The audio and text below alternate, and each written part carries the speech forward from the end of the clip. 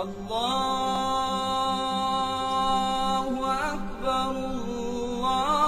only natural of us to wonder where we came from.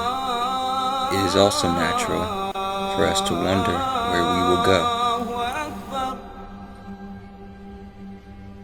People die every day, and there's nothing we can do about it. So what happens after you die? What comes next?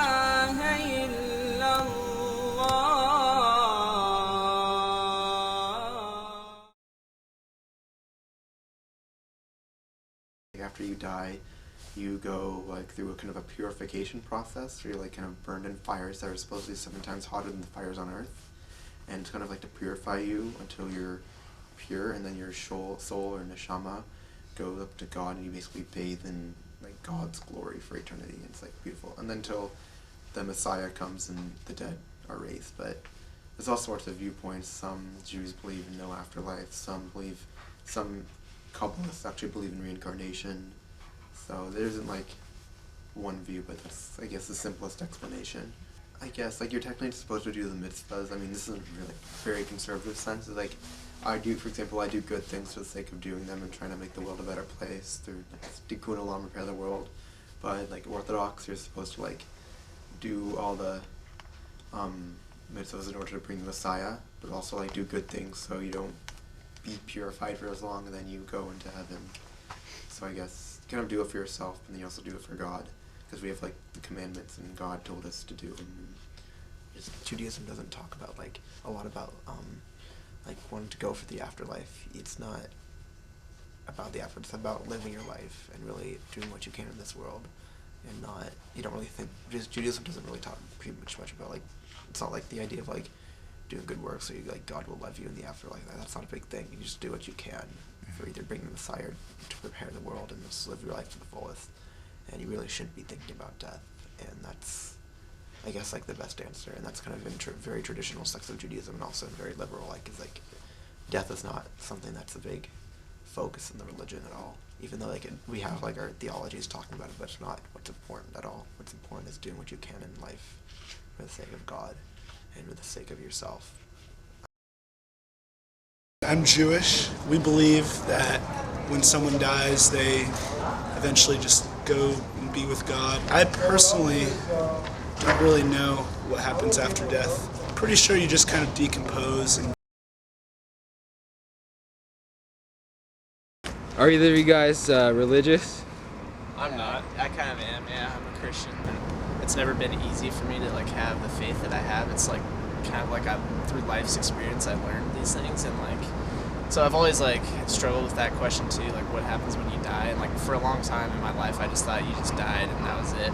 But I don't know, it's like it's weird to think that once like yourself, like your soul, I guess, like comes into existence, it's weird to think that it should just not be in existence, you know, just because our body dies. And I don't know, it's a pretty weird thing for us to like, you know, like science would tell us that like, oh, well, when your brain activity stops, like then your soul or who you are just stops too. And it's like, but for some reason, like in the back of all of our minds, like we just have this gut feeling that like, no, like there's an afterlife or something, like my soul like has to like live on, you know, like throughout history we like humans have just kind of believed that, and whether that's like a good reason to believe it is up for debate.